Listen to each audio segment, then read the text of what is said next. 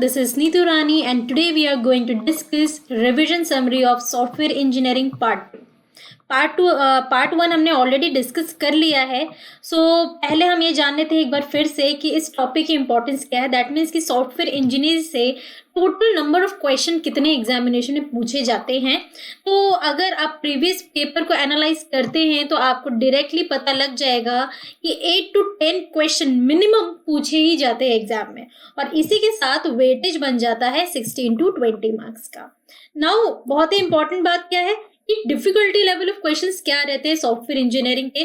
वो question moderate to difficult level के रहते हैं. साथ ही के साथ अगर आपने इस टॉपिक की तैयारी अच्छे से की है तो आप बहुत अच्छा स्कोर भी कर सकते हैं. तो पार्ट 1 हमने ऑलरेडी डिस्कस किया है. पार्ट 2 को जान लेते हैं. यहाँ पे हम स्टार्ट करेंगे प्रोजेक्ट शेड्यूलिंग के साथ. Okay, now project scheduling. Project यहाँ पर क्या है आपको ये भी कॉन्टेक्स्ट समझना पड़ेगा कि एक्चुअली यहाँ पर प्रोजेक्ट हम किसको कह रहे हैं. तो जिस भी सॉफ्टवेयर प्रोडक्ट को हम डेवलप कर रहे हैं उस प्रोडक्ट को डेवलप करने के लिए एक प्रोजेक्ट यूज किया जा रहा है, उसी को एक प्रोजेक्ट बनाया जा रहा है ताकि हमें एज अ रिजल्ट एक सॉफ्टवेयर प्रोडक्ट मिले. इसमें प्रोजेक्ट शेड्यूलिंग का क्या रोल होता है? तो इसका मतलब होता है it provides a road map, right. ठीक है, road map of all activities to be done. कौन कौन सी एक्टिविटीज, जैसे मैं आपसे कहूँ कि आपके डेली शेड्यूल क्या है, मतलब आप डेली रूटीन क्या है, एग्जैक्टली सेम प्रोजेक्ट शेड्यूलिंग भी वैसा ही है कि वहां पर क्या रूटीन रहेगा, कब कौन सा टास्क होना है, किसके बाद कौन सा टास्क होना है इन ऑर्डर, वो सभी कुछ with in a time slot कि हाँ भाई इतने टाइम में ये पर्टिकुलर काम हो जाना चाहिए, राइट. देन आगे बढ़ जाते हैं प्रोजेक्ट शेड्यूलिंग के बारे में. तो यहाँ पे जो प्रोजेक्ट मैनेजर्स होते हैं tend to define various task. अब ये जो सारा काम होता है ना शेड्यूल प्रोवाइड कराने का, शेड्यूल को क्रिएट करने का कि विद इन टाइम स्लॉट काम हो जाए, it is done by project managers. मतलब प्रोजेक्ट मैनेजर की एक रिस्पॉन्सिबिलिटी हो जाती है. इसके अंदर बहुत सारे टास्क को डिफाइन करना होता है, प्रोजेक्ट माइलस्टोन क्या होना चाहिए, साथ ही उनको अरेंज करना keeping various factors in mind, right. मतलब रीजनेबल वे में वहां पर हर एक चीज का अरेंजमेंट या फिर शेड्यूल बनाया जाता है. They look for tasks lie in critical path in the schedule which are necessary to complete in a specific manner because of task interdependency and strictly within the time allocated. अब जैसे like मान लो कुछ ऐसे task है जो कि critical है, मतलब अगर नहीं हो तो फेलियर भी आ सकता है, तो उसको बिल्कुल ही कंप्लीट करना है क्योंकि डेफिनेटली वो टास्क से कई सारी चीजें इंटरडिपेंडेंट होंगी. That is why. ठीक है, सो टास्क को अरेंज करना एक क्रिटिकल पाथ को क्रिएट करते हुए as less likely to impact overall schedule of the project. ठीक है, तो इसीलिए यहाँ पर बहुत कुछ चीजें फैक्टर्स माइंड में लेकर शेड्यूल को क्रिएट किया जाता है. और कौन क्रिएट करता है? It is the responsibility of project manager. अब देखो शेड्यूलिंग जो है उसके अंदर क्या क्या चीजें नेसेसरी है. तो पहली बात तो ये, break down the project task into smaller and manageable form. पहले तो मैनेजर कहेगा क्या कि जो प्रोजेक्ट है आपका, मतलब कि जो प्रोजेक्ट आप बना रहे हो, जिस भी प्रोडक्ट को डेवलप करने के लिए एक प्रोजेक्ट क्रिएट किया गया है, उस प्रोजेक्ट को पहले तो छोटे छोटे पार्ट में डिवाइड कर दो.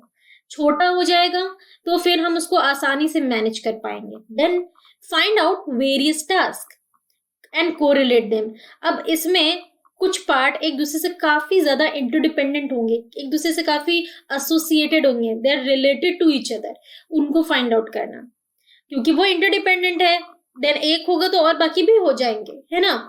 Estimate time frame required for each task. अब हर एक टास्क, क्योंकि हमने उसको छोटे छोटे पार्ट्स में डिवाइड किया, तो उसकी बात कर रहे हैं. हर एक जो छोटे छोटे पार्ट्स हैं प्रोजेक्ट के, वो कितने टाइम में हो जाना चाहिए कंप्लीट, उसको टाइम एस्टिमेट कहेंगे. Then divide time into work units. जैसे हमने प्रोजेक्ट को स्मॉलर पार्ट्स में डिवाइड किया, अगेन टाइम को भी वर्क यूनिट में डिवाइड करना है कि इतना वर्क इतने टाइम में हो जाना चाहिए, लाइकवाइज. ठीक है, assign adequate number of work unit for each task. और वही मतलब इतना टाइम इतने टास्क के लिए, इस तरीके से लाइकवाइज ये पूरा का पूरा शेड्यूल बनता जाता है. And lastly calculate total time required for the project from start to finish. जब आप, जैसे हम कहते हैं ना कि 100 पेजेस 60 मिनट्स में लिखने हैं, ठीक है, तो 1 पेज कितने मिनट में लिखेंगे? तो 0.6 सेकेंड्स, है ना। तो वही अगर मैं बात करूँ, मेरी जो पूरी की पूरी बुक है उसको लिखने में मुझे कितना टाइम लगेगा, तो मेरा बुक जो है उसके अंदर 1000 पेजेस है, ठीक है। दैट मीन्स कि मुझे यहाँ पर 600 मिनट्स लग जाएंगे, है ना। तो ये मेरा टोटल हो गया कि भाई मेरा जो पूरा का पूरा बुक कंप्लीट होगा उसको 600 मिनट्स लगेंगे। और तो इसी तरीके से यहाँ पर आपको कहा जा रहा है कि अगर आपने यूनिट वाइज टाइम को डिवाइड कर दिया है, स्मॉलर पार्ट में टास्क को डिवाइड कर दिया है, then you can total time कितना लगेगा प्रोजेक्ट को बनाने में वो आराम से क्रिएट किया जा सकता है बाय यूजिंग प्रोजेक्ट शेड्यूलिंग। देन बात करते हैं क्वेश्चन किस टाइप के पूछे गए हैं, इस पे आप पूछे जा सकते हैं इन द सेंस, देखो विच of the following is an activity that distributes estimated effort across the planned project duration by allocating the effort to specific software engineering task, ठीक है। तो अब यहाँ पर कहा जा रहा है कि वो कौन सी एक्टिविटी होगी जिसके जरिए, अब जैसे मैंने टाइम का निकाला, exactly same we can find out effort. Effort को भी एस्टिमेट कर सकते हैं कि एक प्रोजेक्ट को बनाने के लिए कितने डेवलपर्स की जरूरत पड़ेगी, कितने टेस्टिंग टीम की जरूरत, मतलब टेस्टिंग टीम में कितने मेंबर्स की जरूरत पड़ेगी। This is what we are calling effort. तो ये कहां पर होगा, तो डेफिनेटली सॉफ्टवेयर प्रोजेक्ट शेड्यूलिंग के अंदर ही होगा। तो ऑप्शन बी जो है करेक्ट आंसर हो जाएगा। Then every task that is scheduled should be assigned to a specific team member is termed as what। अब जैसे कि हर एक टास्क, मैंने जैसे कहा प्रोजेक्ट है, हमने उसको छोटे छोटे टास्क में डिवाइड किया था, T1, T2, T3 and so on, ठीक है। तो और उसको शेड्यूल किया गया कि टीम में जितने भी मेंबर होंगे उसको T1 मिल जाएगा, एक को T2 मिल जाएगा, एक को T3 मिल जाएगा। तो ये चीजें क्या कहलाएंगी, वो क्या कंपार्टमेंटलाइजेशन कहलाएगा, माइलस्टोन हमने डिफाइन किया है, आउटकम मतलब रिजल्ट डिफाइन किया है, या फिर हमने रिस्पॉन्सिबिलिटी डिफाइन किया डेफिनेटली कि भाई इस टीम में member 1 assigned task T1, member 2 assigned task T2। This is what, this is something responsibility. So option C will be the correct answer. Next topic पे आते हैं, अगेन बहुत इंपॉर्टेंट टॉपिक है रिसोर्स मैनेजमेंट। रिसोर्स मैनेजमेंट क्या होता है, तो देखो जब हम प्रोजेक्ट बनाते हैं, प्रोजेक्ट मतलब कि हम किसी भी सॉफ्टवेयर प्रोडक्ट को डेवलप कर रहे हैं, तो वहां पर जो भी चीजें रिक्वायर्ड हो रही हैं, this is nothing but a resource, right. मतलब जो सामान है, जो हमने रिक्वायरमेंट कलेक्ट किया है, सो वो सभी के सभी element use to develop a software product may be assumed as source for that product, resource for that product, ठीक है। फॉर एग्जाम्पल मैं बात कर लूं कि मुझे कढ़ी खानी है ना, कढ़ी। अब कढ़ी कैसे बनेगी, उसके लिए मुझे कर्ड चाहिए होगी, है ना, उसके लिए मुझे कुछ स्पाइसेस चाहिए होंगी। तो ये curd spices are nothing but resources for my project. My project is what, to create a tasty kadhi, right. तो ये मेरा प्रोजेक्ट था और ये सभी रिसोर्सेज थी, एग्जैक्टली सेम।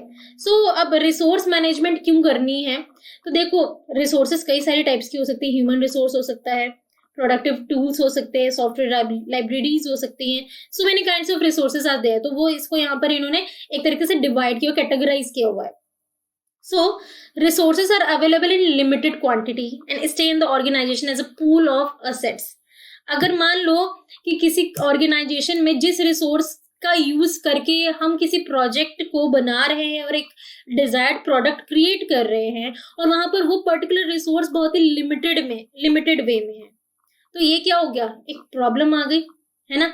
तो इस प्रॉब्लम को सॉल्व करने के लिए ऑर्गेनाइजेशन को, उसके लिए कहते हैं ना, जैसे कि लाइक मान लो कि हम अपने पास एक स्टोर रूम रखते हैं अपने घर में, कि भाई सामान जो यूज कर रहे हैं वो तो किचन में है ही, बट अदरवाइज जो एक्स्ट्रा सामान है उसको हम है ना इकट्ठा करके रखते हैं स्टोर रूम में। इससे क्या होता है, इससे ये हो जाता है कि अगर बाई चांस प्रोडक्ट जो है, जो भी सामान हम खा रहे हैं वो अगर नहीं भी बचता है तो हमारे पास बचा हुआ है। तो वही बात कही जा रही है कि इस प्रॉब्लम को सॉल्व करने के लिए ऑर्गेनाइजेशन को असेट्स का एक पूल क्रिएट करके रखना चाहिए, ताकि मुश्किल वक्त में हम उन प्रोजेक्ट रिसोर्सेज का यूज कर सकें। साथ ही shortage of resources hampers the development of project.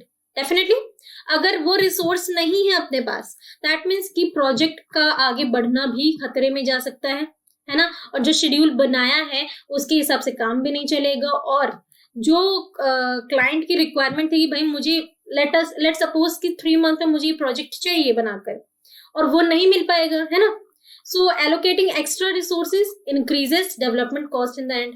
But अगर हम हद से ज्यादा भी रिसोर्सेज लेके रख लेते हैं तो डेवलपमेंट कॉस्ट बढ़ जाएगा, मतलब कि बजट के बाहर चला जाएगा। There so many things. तो ये सारी चीजों को हैंडल करने के लिए रिसोर्स मैनेजमेंट बहुत जरूरी है, ताकि कॉस्ट की भी प्रॉब्लम ना आए, कुछ कम ना हो जाए, काम टाइम टू टाइम चलता रहे, ठीक है। सो इसीलिए to estimate and allocate adequate resources for the project we are doing resource management. So resource management के लिए क्या क्या चीजें इंपॉर्टेंट है? So defining proper organisation project, जो आप प्रोजेक्ट बना रहे हो उसकी प्रॉपर डेफिनेशन आपको पता होनी चाहिए। इससे आपको ये पता चलेगा कि कौन सा रिसोर्स जरूरी है और कितना जरूरी है। और ये कैसे हो सकता है? By creating a project team, है ना। क्योंकि सबको एक एक काम, एक एक रिस्पॉन्सिबिलिटी अरेंज करा दो तो वो मन से करेंगे, क्योंकि किसी के ऊपर ओवरलोड नहीं जाएगा। मान लो आपने एक ही मेंबर, ऐसा होता है ना, टीम में टीम लीडर है और ये बहुत सारे मेंबर्स है, ठीक है। अब क्या हुआ, टीम लीडर वही बनता है जो सब में सबसे स्मार्ट हो, रिस्पॉन्सिबल हो। तो हो गया क्या कि टीम लीडर के ऊपर ही सारा काम आ गया कि भाई प्रोजेक्ट के अंदर जो 10 टास्क है वो सब कुछ टीम लीडर को ही करना है, ठीक है। तो इन दैट कंडीशन क्या होगा, टीम लीडर के ऊपर बर्डन आ जाएगा। बट वही एक एक काम सभी को दे दिया जाए तो काम आसानी से हो पाएगा। एम आई राइट और नॉट, है ना। तो ऐसा कर लें। Determining resources required at a particular stage.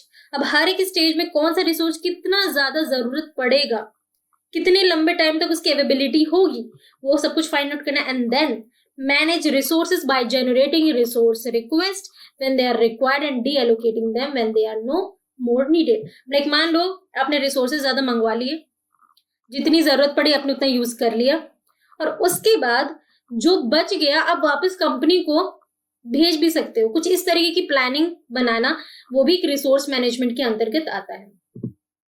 Next और बहुत ही बहुत इंपॉर्टेंट टॉपिक है, that is project risk management.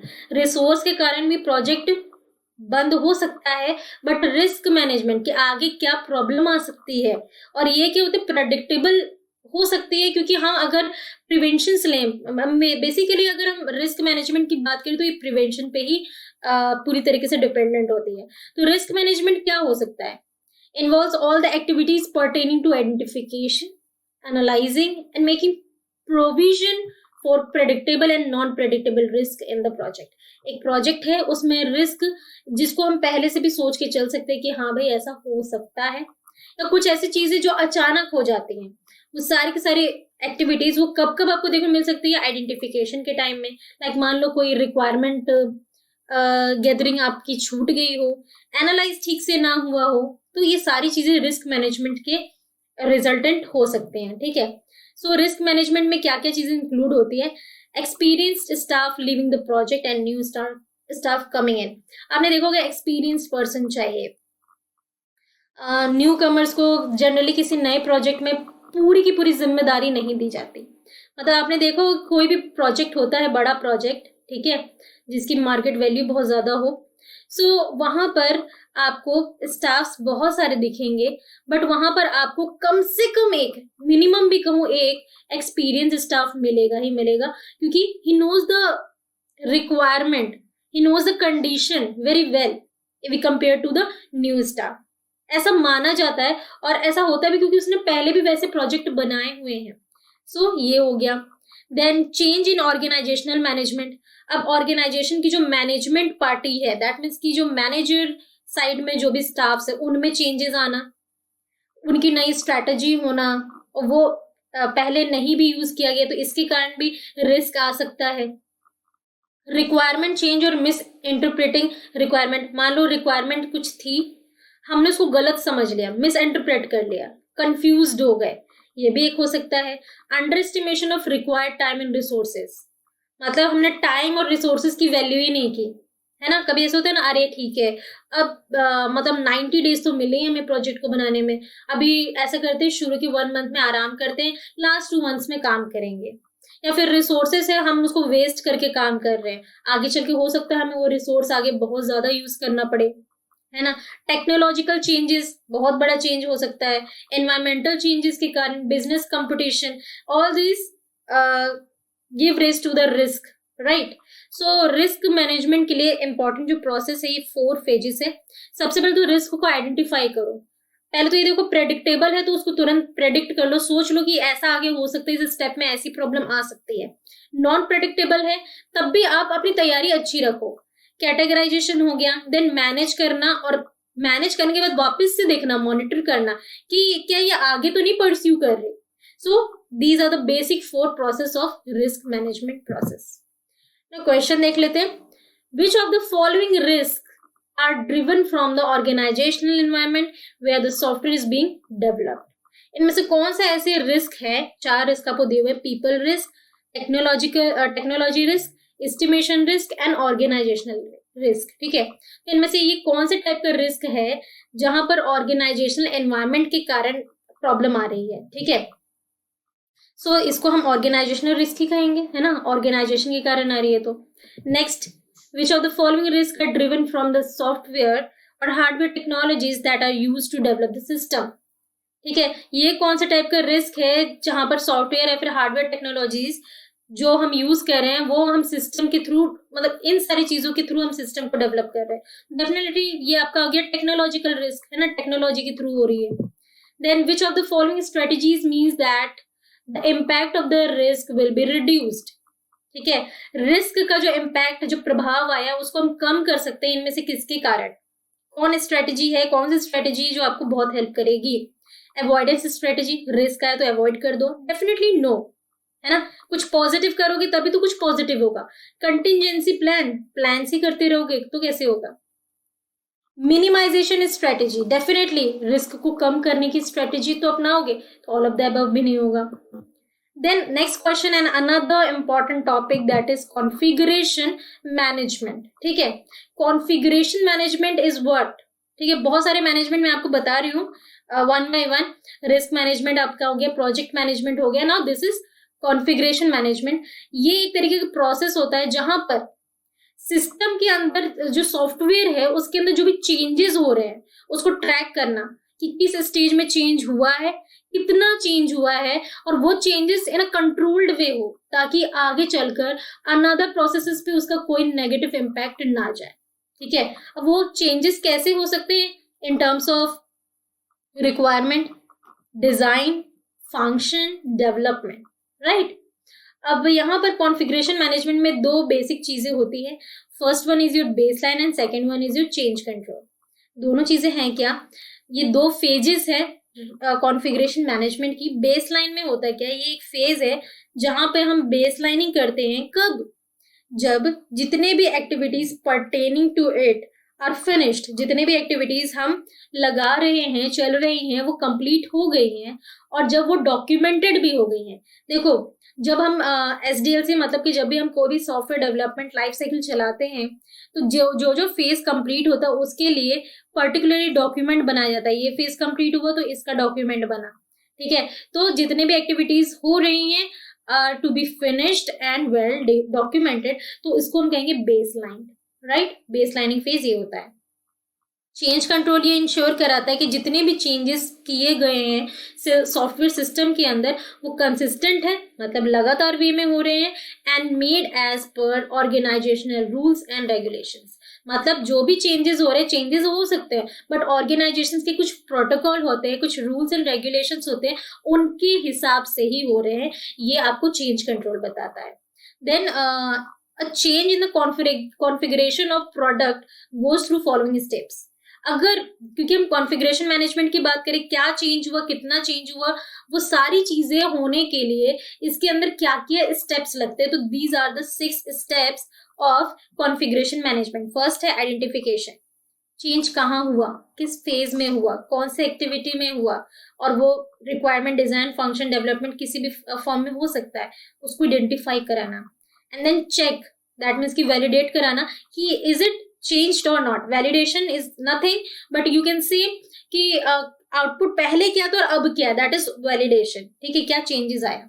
Then analyse करना, deep study, and then control करना ताकि बाकी की चीजों में कोई इफेक्ट ना डाले। देन एग्जीक्यूट करना और रिक्वेस्ट को क्लोज कर देना। सो ये थे स्टेप्स कॉन्फ़िगरेशन मैनेजमेंट के। क्वेश्चन देख लीजिए, which is software configuration management concept that helps us to control change without seriously impeding justifiable change.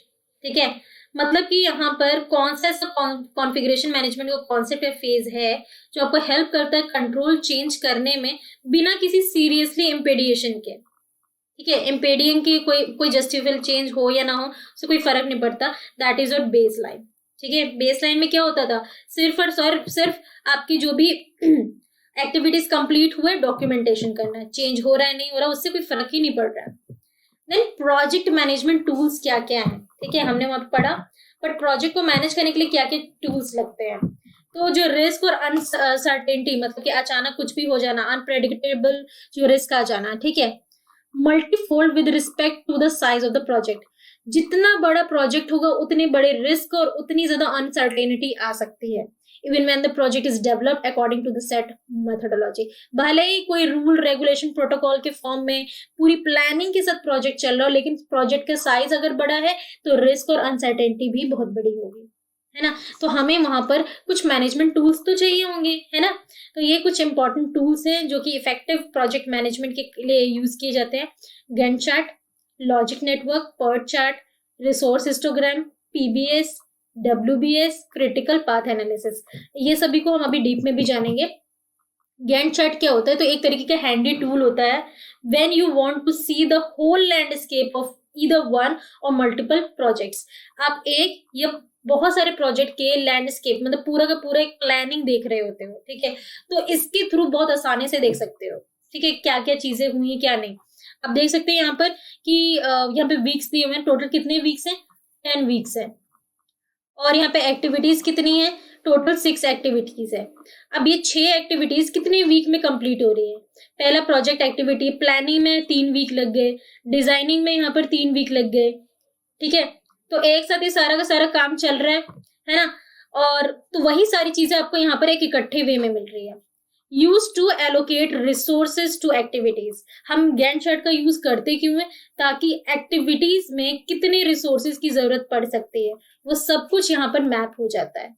And definitely we can say resource planning में भी यूजफुल होती है. And used for project software project management, क्योंकि resource planning कह लो, कितना resource allocate करना है किस एक्टिविटी में, ये सभी कुछ क्या दे रहा है आपको, सॉफ्टवेयर प्रोजेक्ट मैनेजमेंट ही दे रहा है. और यहाँ पर आप देख सकते हैं बार गिवन है, वो बार क्या बता रही है आपको, एक तरीके से वीक्स को एनालाइज कर रही है और कितने वीक्स लग रहे हैं एक एक्टिविटी को करने में, एक टास्क को करने में. तो each bar subsist of a white part and a shaded section. ये देखो व्हाइट पार्ट है, ये शेडेड सेक्शन है. जो शेडेड पार्ट है बार का वो डिस्प्ले करता है length of time every task is estimated to take. मतलब कि प्लानिंग करने में 3 हफ्ते लग सकते हैं. ये क्या है, शेडेड पार्ट है. ठीक है, व्हाइट पार्ट डिस्प्ले करता है slate time, that is the current time by which a method must be completed. मतलब करेंटली मेथड कितने देर में कंप्लीट होगा. ये एक एस्टिमेशन है जो आपका बार एक तरीके से शेडेड पार्ट है. अब आ जाते हैं PERT चार्ट, पर्ट चार्ट भी कहते हैं. इसका फुल फॉर्म जरूर याद रखिएगा, क्योंकि कई बार एग्जामिनेशन में ऐसा नहीं है कि आपको फंक्शन पूछा जाएगा, कई बार फुल फॉर्म भी पूछ लिया जाता है. So don't miss it. ठीक है, तो पर्ट का फुल फॉर्म है, क्योंकि प्रोजेक्ट के अंदर हम यूज कर रहे हैं, प्रोजेक्ट मैनेजमेंट टूल है, तो पर्ट में P stands for definitely project होगा. प्रोजेक्ट क्यों बनाया जा रहा है, ताकि इवेल्युएशन एंड रिव्यू कर सके, और ये इवेल्युएशन एंड रिव्यू करने के टेक्निक प्रोवाइड करते हैं. तो इसका फुल फॉर्म क्या हो जाएगा, project evaluation and review technique chart. ठीक है, अब इसके अंदर होता क्या है, it contains a network of boxes and arrows. ठीक है, इसके पास बॉक्स और एरो का बहुत सारा नेटवर्क प्रोवाइडेड होता है. मैं आपको थोड़ा सा आइडिया यहाँ पे बना के बता देती हूँ. Yes, you can see here. हाँ जी, अब ये देखो ये बॉक्सेस बने हुए हैं. ठीक है, और ये कुछ एरो है, ये यहाँ पे एक बॉक्स बना, कुछ ऐसे कुछ इस तरीके का ही डायग्राम होता है. अब यहाँ पे जो बॉक्सेस हैं उसके अंदर एक्टिविटीज के नाम होते हैं, लाइक प्लानिंग कर रहा है, स्पेसिफिकेशन इकट्ठा करना है. So these are the activities you know very well, right. And arrow represent करती है फंक्शन डिपेंडेंसी, कि कौन किस पे डिपेंडेंट करता है, प्लानिंग किससे जाकर जुड़ेगा. ठीक है, तो पर्ट चार्ट एक तरीके से हमें रिप्रेजेंट करता है numerical variation in the plan estimates assuming a normal distribution. मतलब एक तरीके से मुझे बताया जा रहा है, एक आइडिया लग रहा है कि हाँ भाई कौन सी प्लान, मतलब कौन सी एक्टिविटी किस पे डिपेंडेंट है और कब कौन सी होनी है, लाइक दिस, ठीक है। And it consist of a making single estimate for each function, pessimist, likely and optimist size and made, ठीक है, इज मेड। तो यहाँ पर होता क्या है कि हर एक फंक्शन के लिए हम यहाँ पर एक सिंगल एस्टिमेट बना लेते हैं कि हाँ ये पर्टिकुलर फंक्शन इतने टाइम में हो जाएगा, इतने टाइम में हो जाएगा, एग्जैक्टली सेम जैसा गैंट चार्ट में हो रहा था, ठीक है। Since all possible completion times between the minimum and maximum period for each process has to be treated like, मान लो मैंने प्लानिंग की ही बात की, मैंने यहाँ पे प्लानिंग की बात की कि भाई 2 से 3 हफ्ते में हो जाएगा, so this is what minimum time, this is maximum time, ठीक है। तो वही यहाँ पर बात की जा रही है कि जब एक बारी मतलब हमें जो कंप्लीशन टाइम दिया गया है किसी किसी हर एक प्रोसेस के लिए दिया जाएगा इस टाइप से, ठीक है, अगर उतने देर में वो कंप्लीट हो सकता है देन उसको हम ट्रीट करेंगे। There are not one but many critical ways depending on the permutations of the estimates of each purpose. अब देखो 2 से 3 वीक में भी हो सकता है, 2.5 वीक में भी हो सकता है, 3.5 वीक में भी हो सकता है। तो ये परम्यूटेशन मैंने कई सारी यहाँ पर एक तरीके से आशंकाएं बन रही है ना, तो बहुत सारे क्रिटिकल वेज हो सकते हैं। This makes the analytical path, अब क्योंकि बहुत सारे वेज निकल कर आ रहे हैं, बहुत सारे मतलब हम कह सकते हैं परम्यूटेशंस बनकर आ रहे हैं, अरेंजमेंट्स बन के आ रहे हैं, तो क्रिटिकल पाथ मेथड यहाँ पर अप्लाई किया जाता है पर्ट चार्ट में, और वह बहुत ही कॉम्प्लिकेटेड होता है। एक क्रिटिकल वे पर्ट चार्ट में शो किया जाता है यूटिलाइजिंग थिकर एरो, जो सबसे क्रिटिकल होगा उसमें थिकर एरो वहां पर विजिबल कराया जाता है, ठीक है। PERT chart are a more sophisticated method of activity chart, सबसे ज्यादा जटिल और you can say complex method होता है एक्टिविटी चार्ट क्रिएट करना। यहाँ पर in activity diagram only the estimated method duration are represented, यहाँ पर एक इन एक्टिविटी, ठीक है, एक्टिविटी तो सुना होगा, इन एक्टिविटी डायग्राम बनाए जाते हैं ताकि हम मेथड ड्यूरेशन को वहां पर रिप्रेजेंट कर सके, कितना टाइम लेगा। Since the actual time might vary from the estimated time, जो actual time होगा, like मैंने कहा कि मैं 3 हफ्ते में ये काम कर लूंगी, तो वो मेरा क्या हो गया, एस्टिमेटेड भी हो गया, एक्चुअल टाइम भी हो गया, and the utility of the activity is finite, ठीक है। नेक्स्ट है लॉजिक नेटवर्क्स क्या होते हैं, तो it shows the order of activities over time, ठीक है, कि इतने टाइम में इतनी एक्टिविटीज हो जाएंगी, this is what logic networks. ये आपको एक सीक्वेंस शो करेगा इन विच एक्टिविटीज आर टू डू, ठीक है, कि ऐसे मतलब लाइक मान लो मैंने कहा पहले प्लानिंग करेंगे, फिर उसके बाद गैदरिंग करेंगे, मतलब रिक्वायरमेंट इकट्ठा करेंगे, ठीक है, देन हम कोडिंग करेंगे, देन डिजाइनिंग करेंगे, तो ये एक्टिविटीज है, सीक्वेंस में है, तो ये एक तरीके से प्रोवाइड करता है। Distinguishing event and pinning down the project are the 2 primary uses, ये इवेंट्स को डिस्टिंग्विश करता है कि क्योंकि ये क्या है, activities are nothing but events, कि कौन इवेंट पहले हो रहा है देन कौन हो रहा है, ये डिस्टिंग्विश कर रहा है, एंड प्रोजेक्ट कैसे कैसे आगे बढ़ेगा, लाइक दिस, ठीक है। More over it will help the understanding task dependency, ठीक है, यह आपको एक तरीके से टास्क डिपेंडेंसी में भी हेल्प कराता है, अंडरस्टैंड करने में, टाइम स्केल को अंडरस्टैंड करने में हेल्प कराता है, ओवरऑल प्रोजेक्ट वर्कफ्लो कैसा रहेगा वो भी बताता है, ठीक है। And they are used by IT professionals and corporate IT department, मतलब ये आईटी डिपार्टमेंट के द्वारा ही जनरली किया जाता है, या फिर यू कैन से नेटवर्क एंड सिस्टम एडमिनिस्ट्रेटर्स, वो भी एक तरीके से उसी फील्ड में आ जाते हैं। पूरे के पूरे डॉक्यूमेंट को विजुअलाइज किया जाता है, उसके लॉजिकल टोपोलॉजी को कंप्यूटर नेटवर्क में किस तरीके से टोपोलॉजी एक दूसरे से कनेक्टेड है, that is why we are calling it as logic networks. Next है आपका PBS, that is product breakdown structure, this is what, तो ये भी एक तरीके का मैनेजमेंट टूल है और एक बहुत ही इंपॉर्टेंट पार्ट है प्रोजेक्ट डिजाइनिंग में, ठीक है, क्योंकि ब्रेकडाउन स्ट्रक्चर कहीं ना कहीं आपको डिजाइनिंग की तरफ ही लेके जाता है, एंड ये एक तरीके का टास्क ओरिएंटेड सिस्टम होता है। हर एक देखो एक प्रोजेक्ट जो है, ठीक है, उसको हम बहुत सारे पार्ट्स में डिवाइड करते हैं, है ना, तो और वो जो पार्ट्स निकल कर आते हैं, आप उसको पार्ट कहो, मॉड्यूल कहो, टास्क कहो, ठीक है, तो इस टास्क से ही जुड़ा हुआ ये होता है, that is why we are calling it as product breakdown structure. जो प्रोडक्ट अपन बना रहे हैं, प्रोजेक्ट के अंदर हम प्रोडक्ट ही बना रहे हैं, उस प्रोडक्ट को ही तो हमने ब्रेक डाउन किया इन सब डिवाइडिंग इन सब डिविजन्स, है ना। सो जो प्रोडक्ट ब्रेकडाउन स्ट्रक्चर है वो डिस्क्राइब करता है सब टास्क को, उन सब टास्क को वर्क पैकेजेस भी कह सकते हैं, और रिप्रेजेंट करता है एक टास्क दूसरे टास्क से कैसे कनेक्टेड है, ठीक है, वो रिप्रेजेंटेशन देता है।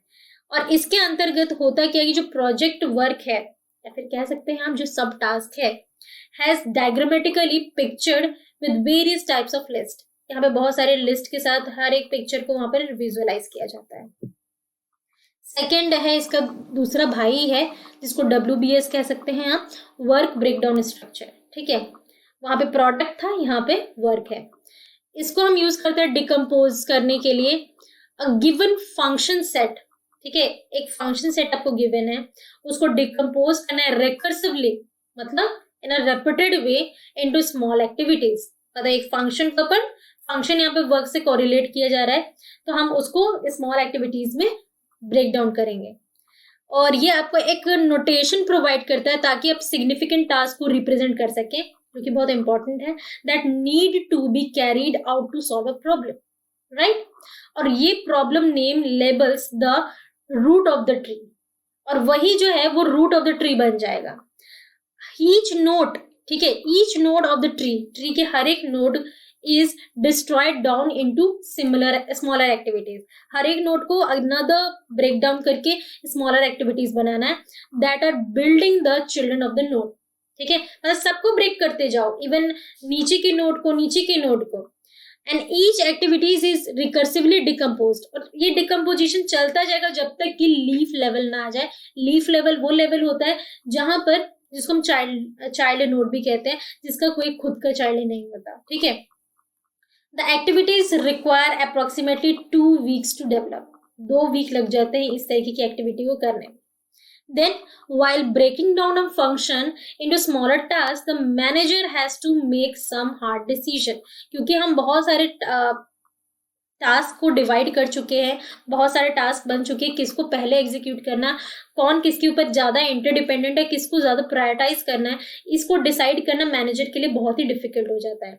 If a task is broken down into a large number of minimal activities, this can be carried out interdependently. और एक इंपॉर्टेंट बात ये हो जाती है कि सबको अलग अलग एग्जीक्यूट करना पड़ेगा, क्योंकि दे आर इंटरडिपेंडेंट, किसी के ऊपर इनडिपेंडेंट, किसी के ऊपर डिपेंडेंट ही नहीं है वो। And it makes feasible to develop the product faster. और क्योंकि कोई किसी पे डिपेंडेंट नहीं है, तो आप आराम से सही रिजल्ट निकाल के दे सकते हो। एंड इसलिए to be able to do a project in the least amount of time, कम समय में प्रोजेक्ट अगर आप करना चाहते हैं तो मैनेजर को क्या करना चाहिए, वाइटल फंक्शन को स्मॉलर पार्ट में डिवाइड करें और उन सभी को पैरेललिज्म के साथ मतलब फाइंड आउट करें, ठीक है, लगातार एक साथ, मतलब 2 to 3 एट अ टाइम, ठीक है। And however it is not useful to subdivide task into units which takes less than a week or two to execute, ठीक है। Now excellent subdivision measure that a disproportionate amount of time must be spent on preparing and revising various chart। अब देखो, जो अच्छा subdivision measure है वो ये है कि हम वहां पर टाइम को ऐसे डिवाइड कर दे कि एक बारी तो हमने प्रिपेयर किया एंड देन रिवाइज किया, तो इससे क्या गड़बड़ भी नहीं होगी। नेक्स्ट है रिसोर्स हिस्टोग्राम। ये भी एक तरीके का कह सकते हैं आप एक बार चार्ट ही होता है, that used for displaying amount of time, कि कितना टाइम लगा है, ठीक है, किसी भी रिसोर्स की कोई भी रिसोर्स कितने टाइम तक काम करेगा, पहले से प्री अरेंज्ड होता है, एक स्पेसिफिक पीरियड दिया हुआ होता है। And it can also contain the related features of resource availability, कि रिसोर्स कितना यूज हुआ, मतलब all those everything associated to the resource, ठीक है। देन क्रिटिकल पाथ एनालिसिस, जिसको हम CPA भी कहते हैं, ये भी एक तरीके का टेक्निक है which is used to categorise the activities, ठीक है, एक्टिविटीज को कैटेगरी करना, which are required to complete a task, जो कि टास्क को कंप्लीट भी करेगा, साथ ही के साथ कितने टाइम में वो क्लासिफाई भी कराएगा, है ना, which is needed to finish each activity and the relationship between the activities. तो ये पूरा का पूरा क्रिटिकल पाथ मेथड कहलाता है। ये आपको एक तरीके से हेल्प कराता है predicting weather a project will expire on time, कि जो प्रोजेक्ट है वो टाइम पे एक्सपायर होगा कि नहीं, ये प्रेडिक्ट आपको करा देता है ये क्रिटिकल पाथ एनालिसिस। अब एक डिफरेंस चार्ट देख लेते हैं Gantt chart and PERT chart का। गैंट चार्ट बार चार्ट को रिप्रेजेंट करता है, के जरिए रिप्रेजेंटेड होता है, और PERT चार्ट में फ्लो चार्ट या फिर नेटवर्क डायग्राम बनता है। गैंट चार्ट स्मॉल प्रोजेक्ट्स के लिए बेस्ट है, वही PERT chart large and complex project के लिए। देन गैंट चार्ट जो है वो एक्यूरेट टाइम ड्यूरेशन और परसेंट कंप्लीट करता है, बट यहाँ पर प्रिडिक्ट करना पड़ता है क्योंकि बड़ा प्रोजेक्ट है ना।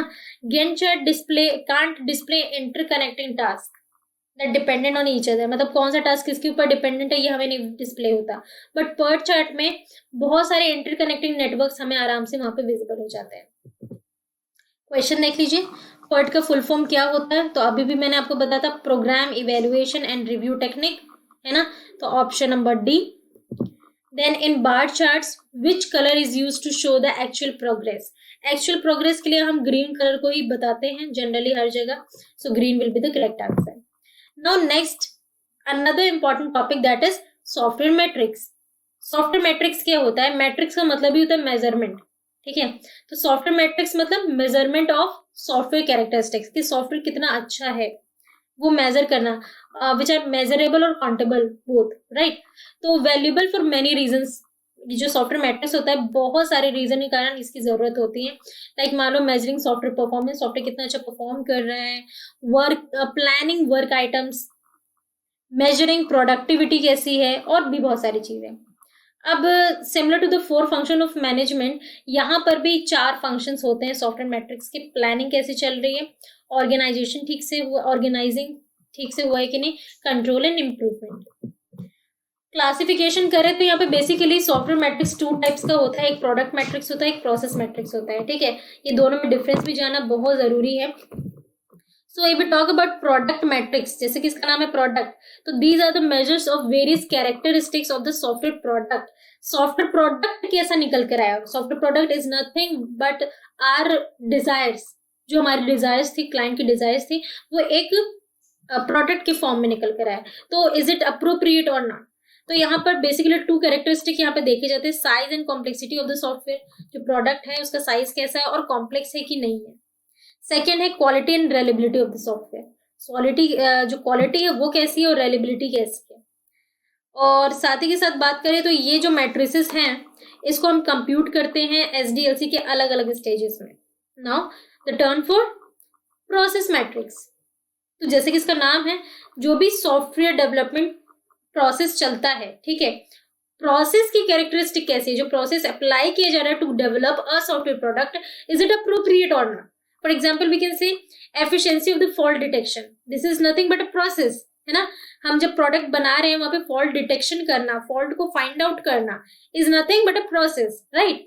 तो वो सही से हो रहा है कि नहीं, टाइमली हो रहा है कि नहीं, this is what process matrix. So they are used to measure the characteristics of methods, techniques and tools and that are used for developing software, right? तो ये हो गए आपके 2 टाइप। देन आगे बढ़ जाते हैं, types of software matrix. Software matrix के कितने टाइप्स होते हैं वो जानते हैं, तो बेसिकली यहाँ पर 4 टाइप्स होते हैं, internal matrix, external, hybrid and project, ठीक है। इंटरनल मैट्रिक्स क्या होता है, तो इसको हम यूज करते हैं for measuring properties that are viewed to be of greater importance of a software developer, ठीक है। इंटरनल है, नाम से समझ जाओ, वो प्रॉपर्टीज को मेजर किया जाता है जो कि सबसे ज्यादा इंपॉर्टेंट होता है किसी भी सॉफ्टवेयर डेवलपर के लिए, दैट इज सबसे इंपॉर्टेंट। अगर मैं डेवलपर की पॉइंट ऑफ व्यू से बात करूं, line of code, that is LOC को मेजर करना। एक्सटर्नल की बात कर ले तो जो यूजर के पॉइंट ऑफ व्यू से बहुत इंपॉर्टेंट है वो हो जाते हैं आपके एक्सटर्नल मैट्रिक्स। अभी यूजर तो लाइन ऑफ कोड्स को नहीं समझेगा, कितना पोर्टेबल है मेरा सिस्टम, कितना रिलायबल है, कितना फंक्शनैलिटी है उसके अंदर, यूजेबिलिटी है, all those are the measuring properties. Now hybrid metrics, definitely hybrid का मतलब ही होता है दोनों का मिक्सअप, मतलब प्रोडक्ट, प्रोसेस, रिसोर्स, ये सारे के सारे मैट्रिक्स को लेकर चलता है। एग्जाम्पल हो गया कॉस्ट पर functional point. Then project metrics क्या है, तो used by the project manager to check the project's progress, ये प्रोजेक्ट मैनेजर के द्वारा यूज किया जाता है कि प्रोजेक्ट प्रोग्रेस कर भी रहा है कि नहीं। देन साइज ओरिएंटेड मैट्रिसेस है, बहुत इंपॉर्टेंट है। एक आपका होता है LOC matrix, that is line of code matrix, and second होता है आपका फंक्शनल पॉइंट एनालिसिस और फंक्शनल पॉइंट मैट्रिक्स, ठीक है। तो एलओसी मैट्रिक्स करता क्या है, इसका यूज हम करते हैं कि जो प्रोग्रामर है उसकी प्रोडक्टिविटी को कैलकुलेट या फिर कंपेयर करने के लिए हम यूज करते हैं कि एक प्रोग्रामर इतनी देर में कितने लाइन ऑफ कोड बना लेता है, ज्यादा बना लेता है मतलब ज्यादा प्रोडक्टिव है ना। एंड साथ ही के साथ derived by normalising the quality and productivity measures by considering the size of the product.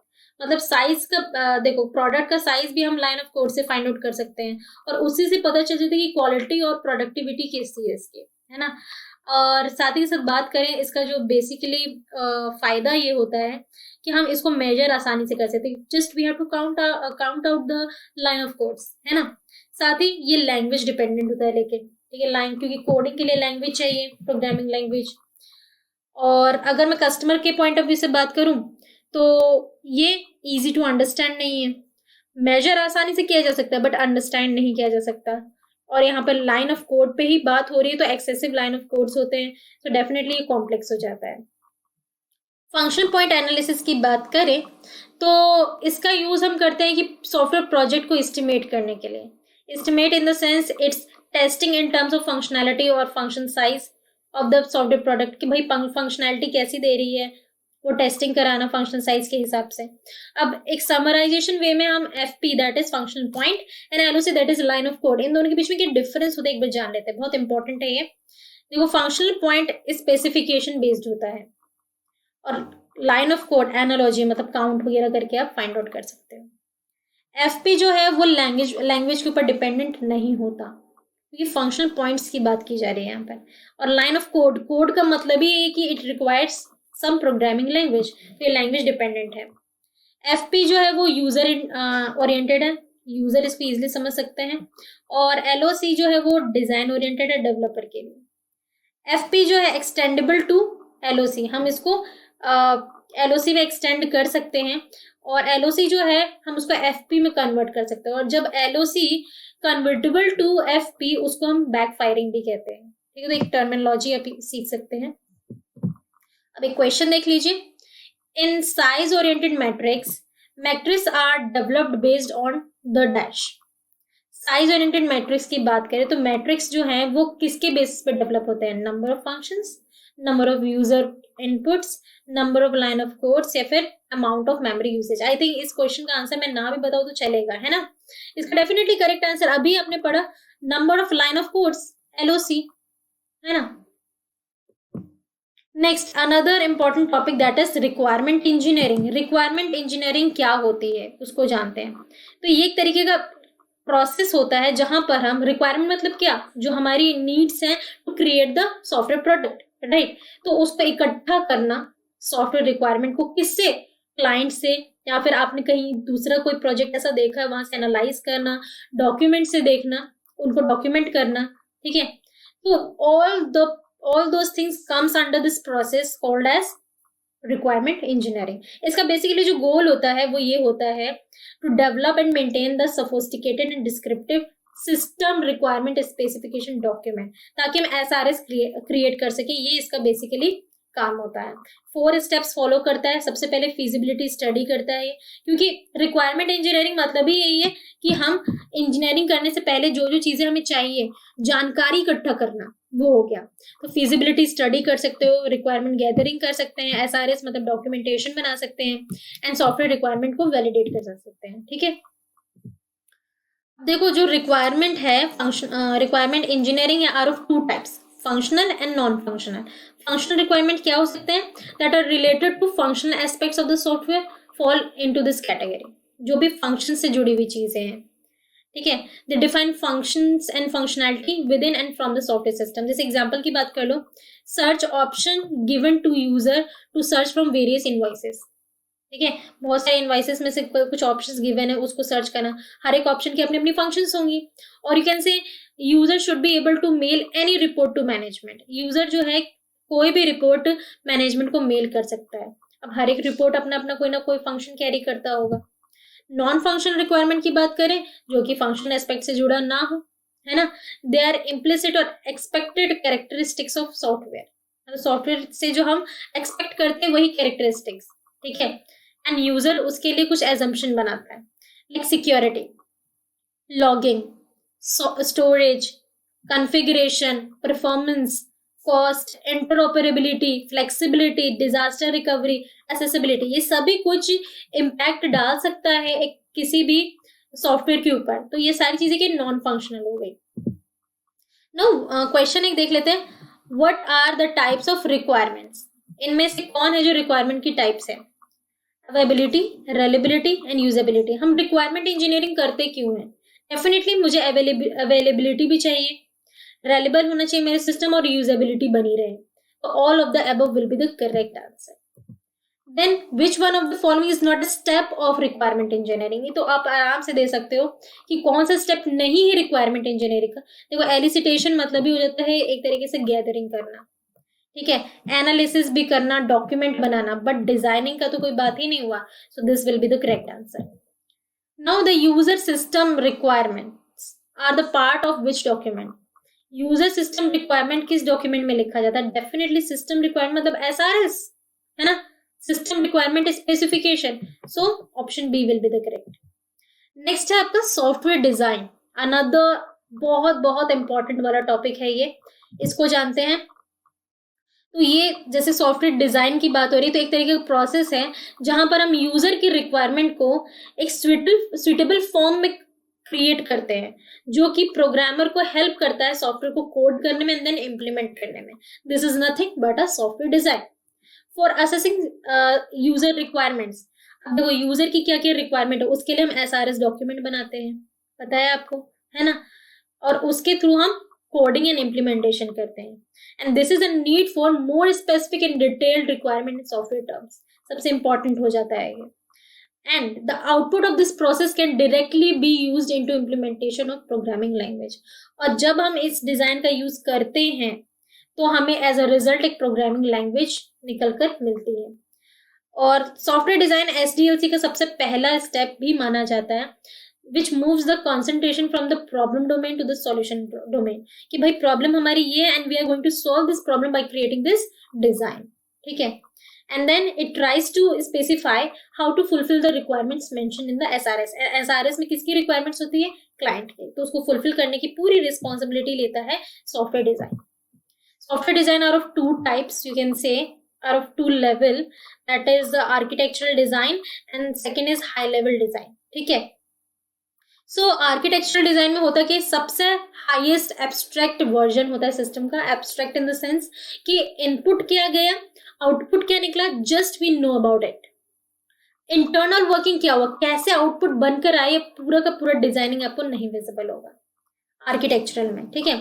Then it identifies the software as a system. Software को एक सिस्टम की तरह लिया with many component interacting with each other. एक software के अंदर there are so many components and when they are interacting then we will develop the project, right. And इस level में क्या होता है, डिजाइनर जो है get the idea of proposed solution domain. वहां पर एक आइडिया मिल जाता है डिजाइनर को कि हाँ भाई आगे मुझे कैसा सोल्यूशन मिलने वाला है। नाउ हाई लेवल डिजाइन में क्या होता है, it breaks the single entity multiple component concept of architectural design into less abstracted view. यहाँ पर एब्स्ट्रैक्शन कम होता है, ठीक है, और यहाँ पर हमें एक दूसरे के बीच में इंटरेक्शन का अगेन पता चलता रहता है। ये फोकस ये करता है कि system, how the system along with all of its component can be implemented in form of modules। मतलब कि सिस्टम जो है अपने सारे के सारे कंपोनेंट्स के साथ कैसे इंटरेक्ट करेगा, कैसे इंप्लीमेंट होगा। साथ ही ये रिकॉग्नाइज करता है मॉड्यूलर स्ट्रक्चर ऑफ ईच सब सिस्टम। मतलब जो भी हमने अलग अलग टास्क बनाए हुए हैं, मॉड्यूल्स बनाए हुए हैं, how they are inter related to each other and how they are interacting to each other, all those things comes under high level design. Then software design के अंदर दो इंपॉर्टेंट कीवर्ड्स हैं, that is modularisation and concurrency. Modularisation एक technique होता है जहां पर हम एक सॉफ्टवेयर सिस्टम को बहुत सारे मॉड्यूल्स में डिवाइड करते हैं। These modules are of multiple discrete and independent types, ठीक है, और हम फिर उसको अलग अलग टास्क के फॉर्म में इंडिपेंडेंटली सॉल्व करते हैं। मतलब कि वो एक दूसरे पर डिपेंडेंट नहीं होते हैं, और यही मॉड्यूल्स आगे चल के बेसिक कॉन्स्ट्रक्ट क्रिएट करते हैं of the entire software, right. Know what is concurrency. Concurrency मतलब एक तरीके से कह सकते हैं जब हम सॉफ्टवेयर को स्प्लिट करते हैं मल्टीपल इंटरडिपेंडेंट यूनिट्स में और देन एग्जीक्यूट करते हैं, जैसे मॉड्यूल्स कह सकते हो, और हम उसको पैरेलली कर पा रहे हैं, मतलब not one at a time, we can do 2 to 3 at a time, है ना, दैट इज कॉल्ड कॉन्करेंसी। मतलब 2 से 3 चीजें एक साथ एग्जीक्यूट हो रही हैं, that is concurrency. It is necessary for the programmers and designer to recognise those modules which can be made parallel execution. But सभी के साथ एप्लीकेबल नहीं है, जो एक दूसरे से काफी मैच होते हैं या they can execute at a same time, उनको ही सर्च करके we can concurrently execute. Example की बात करूं, the spell check feature in word processor is a module of software, है ना, एक सॉफ्टवेयर का पार्ट ही है ये, कि जहां पर डॉक्यूमेंट में चीजें लिखी तो जा रही हैं बट अगर कुछ गलत है तो we can correct it by spell check, है ना। तो वहां पर एक टाइम पे बहुत सारी चीजें करेक्ट की जा सकती है ना। अब एक 4-5 स्लाइड में एक वर्ड की जगह पे दूसरी चीज डालनी है, is it possible or not? Definitely. Then another important concept पे आते हैं, दैट इज सॉफ्टवेयर डिजाइन। ठीक है, सॉफ्टवेयर डिजाइन के अंदर ये एक बहुत ही इंपॉर्टेंट टॉपिक है, that is cohesion.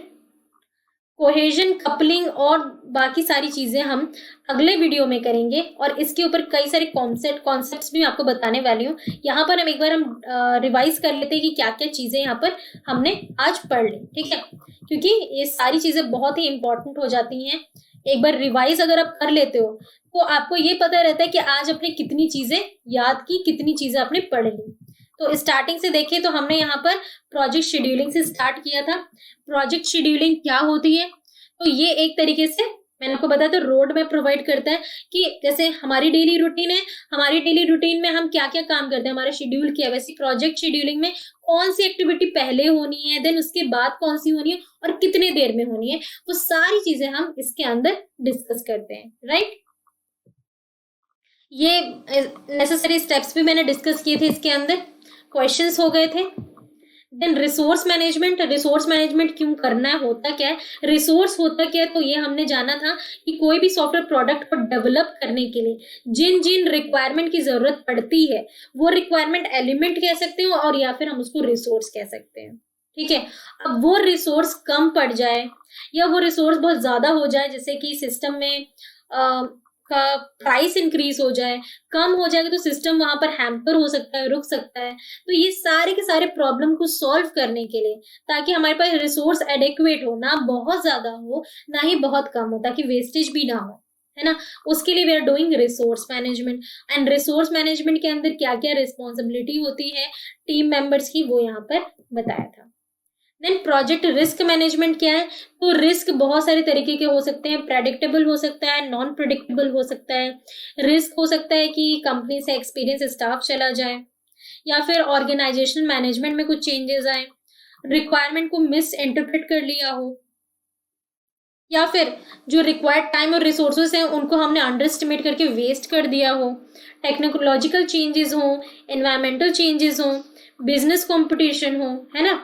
Risk management process क्या क्या हो सकते हैं? तो आइडेंटिफिकेशन करते हैं सबसे पहले तो रिस्क का, देन उसके बाद कैटेगराइज करते हैं उसको, देन उसके लिए रिक्वायर्ड मैनेजमेंट की जाती है एंड आगे भी चेक किया जाता है कि ये उसको मॉनिटर किया जाता है कि आगे ये परस्यू तो नहीं कर रहा।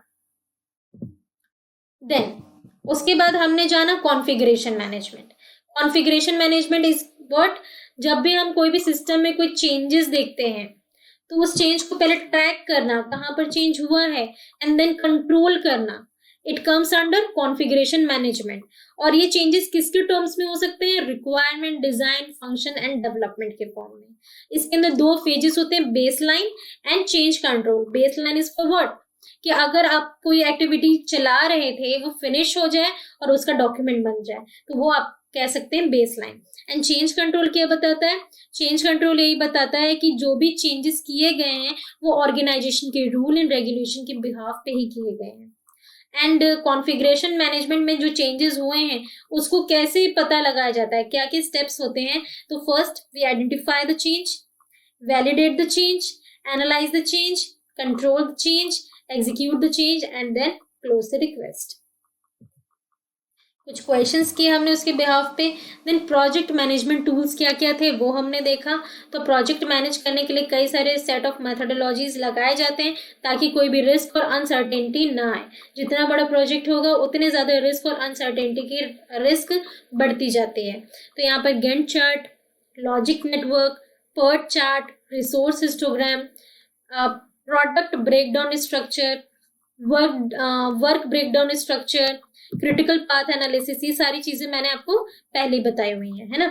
देख सकते हैं गैंट चार्ट क्या होता है कि कौन सा जो एक्टिविटी है कब कंप्लीट होगा, उसका एस्टिमेशन टाइम यहाँ पे बताया जाता है। शेडेड पार्ट है तो एक आपका व्हाइट पार्ट भी आपको गिवन है, तो जो शेडेड पार्ट है वो बताता है कि हर एक टास्क कितना टाइम ले सकता है, और जो व्हाइट पार्ट है वो स्लेक टाइम को बताता है, मतलब कि करेंटली कौन सा मेथड अभी कंप्लीट होने वाला है। जैसे कि प्रोजेक्ट एक्टिविटीज जो है वो कंप्लीट होने वाला है, वो करंट टाइम के जरिए यहाँ पर बताया जा रहा है। PERT, उसका फुल फॉर्म क्या होता है? PERT chart, that is project evaluation and review technique chart, है ना। इसके पास बॉक्सेस एंड एरोज होते हैं। बॉक्सेस एक्टिविटीज को बताते हैं, एरोज फंक्शन डिपेंडेंसी को बताते हैं। जो हाईलाइटेड, जो बहुत डार्क एरो होता है वो ये बताता है कि ये पर्टिकुलर एक्टिविटी बहुत ज्यादा ही सफिस्टिकेटेड है, ठीक है। तो ये था PERT के अंदर। लॉजिक नेटवर्क्स की बात करें तो लॉजिक नेटवर्क शो करता है order of activities over time, ठीक है। एक्टिविटीज कब कैसे कंप्लीट होगी, टाइम कितने टाइम में, ठीक है। प्रोडक्ट ब्रेकडाउन स्ट्रक्चर आपको ये बताता है कि जो भी प्रोडक्ट है हमने उसको सब पार्ट में डिवाइड कर दिया है ना, और उसके बिहाफ पे काम हो रहा है और मैनेजमेंट चल रहा है। एंड वर्क ब्रेकडाउन स्ट्रक्चर क्या है कि जो भी फंक्शंस है उनको स्मॉल एक्टिविटीज में डिवाइड करना recursively, that is work breakdown structure. Resource histogram का काम क्या है?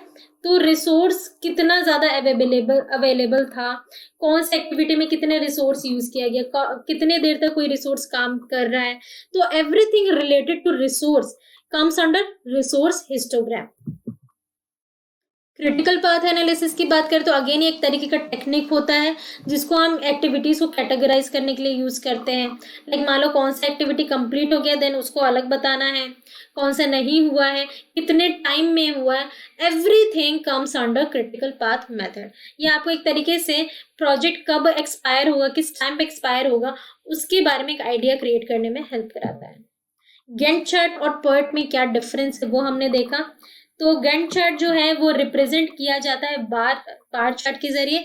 वहीं आपने देखा PERT चार्ट जो है मैंने आपको बताया फ्लो डायग्राम या फिर नेटवर्क डायग्राम के थ्रू करते हैं। गैंट चार्ट जो होता है वो स्मॉल प्रोजेक्ट के लिए बेस्ट है, तो PERT chart complex and large projects के लिए। Gantt chart accurate time duration में कंप्लीट होता है, बट यहाँ पर टाइम ज्यादा लग सकता है और हमें प्रेडिक्ट भी करना पड़ सकता है। एंड गैंट चार्ट जो है वो कांट डिस्प्ले इंटरकनेक्टिंग टास्क, मतलब जो टास्क एक दूसरे से इंटरकनेक्टेड है वो गैंट चार्ट में विजिबल नहीं होता, बट PERT चार्ट में वो आपको विजिबल होगा। ये आपको फुल फॉर्म्स बताए थे, है ना। सॉफ्टवेयर मैट्रिक्स मैंने आपको बताया, मैट्रिक्स मतलब मेजरमेंट कि कौन सा सॉफ्टवेयर कैसा है, मतलब सॉफ्टवेयर की कैरेक्टरिस्टिक को हम मेजर कर सकते हैं by using software metrics, right. Then metrics के दो टाइप्स थे, प्रोडक्ट मैट्रिक्स, प्रोसेस मैट्रिक्स, दोनों को देखा। जब हम सॉफ्टवेयर प्रोडक्ट की कैरेक्टरिस्टिक को मेजर करें then we are using product metrics, और जब हम सॉफ्टवेयर प्रोडक्ट को डेवलप करने के लिए जो भी प्रोसेस का यूज करें वो प्रोसेस की क्या कैरेक्टरिस्टिक है उसको मेजर करने के लिए we are using process metrics. Types of software metrics क्या है? तो इंटरनल मैट्रिक्स हो गया जो कि सॉफ्टवेयर डेवलपर के लिए इंपॉर्टेंट होता है।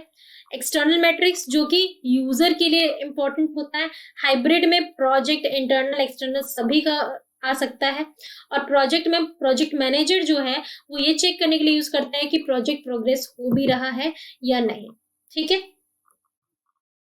देन साइज ओरिएंटेड मैट्रिक्स दो होते हैं, LOC matrix, functional point analysis, ठीक है। एलओसी जो है that is line of code, हम लाइन ऑफ कोड के हिसाब से काउंट करके पता लगा सकते हैं। ये सिंपल होता है मेजर करने में लेकिन लैंग्वेज डिपेंडेंट होता है, और क्योंकि लैंग्वेज डिपेंडेंट है तो हम इसको इजीली अंडरस्टैंड नहीं कर सकते क्योंकि लाइन ऑफ कोड बहुत सारे होते हैं। वही फंक्शनल पॉइंट की बात करें तो यहाँ पर आप देख सकते हैं डिफरेंस बहुत इंपॉर्टेंट है। फंक्शनल पॉइंट जो है वो स्पेसिफिकेशन बेस्ड होता है, वहीं एलओसी की बात करूं तो वो एनालॉजी दैट मीन्स की काउंट पे बेस्ड होता है। फंक्शनल पॉइंट जो है वो लैंग्वेज डिपेंडेंट नहीं होता, वही एलओसी लैंग्वेज डिपेंडेंट है। क्योंकि लैंग्वेज डिपेंडेंट नहीं है मतलब इजी टू अंडरस्टैंड है, तो एफपी जो है वो यूजर ओरिएंटेड होता है, वहीं एलओसी डिजाइन ओरिएंटेड होता है। We can FP can be extendable to LOC and LOC can be convertible to FP, और ये प्रोसीजर बैकफायरिंग कहलाती है। रिक्वायरमेंट इंजीनियरिंग हमने देखा, requirement engineering is nothing but you can से कि जब हम क्लाइंट से या फिर प्रीवियस प्रोजेक्ट से एनालाइज करके कोई डॉक्यूमेंटेशन बनाना, ठीक है, जो भी रिक्वायरमेंट्स हमने इकट्ठा किया है उसको हम रिक्वायरमेंट गैदरिंग कहते हैं। बेसिकली हम एसआरएस बनाने के लिए इसको यूज करते हैं। द 4 प्रोसेसेस या फिर एक कह सकते हैं स्टेप्स है, feasibility study, requirement gathering, SRS बनाना, सॉफ्टवेयर रिक्वायरमेंट वैलिडेशन कराना, तो ये सारी चीजें इसके अंतर्गत आ जाती हैं, ठीक है। अब देखो जो आपका requirement engineering are of 2 types, functional के अंदर बात कर ले तो क्या होता है, फंक्शंस की भी आपको कि सॉफ्टवेयर सिस्टम जो है क्या क्या फंक्शनैलिटी बना सकता है। नॉन फंक्शनल मतलब सिक्योरिटी अच्छी है कि नहीं, लॉगिंग, स्टोरेज कितनी, कॉन्फ़िगरेशन क्या है, परफॉर्मेंस क्या है, all those things comes under non functional, ठीक है। सॉफ्टवेयर डिजाइनिंग की हम बात कर चुके हैं, ठीक है। सॉफ्टवेयर डिजाइनिंग में भी कितनी सारी चीजें थी, हमने ये architectural design, high level design को भी देख लिया, मॉड्यूलराइजेशन एंड कंकरेंसी भी देख लिया है। अगले वीडियो में हम इसको जानेंगे। Thank you. पसंद आ रहा है तो डेफिनेटली लाइक एंड शेयर जरूर करें। Thank you for watching.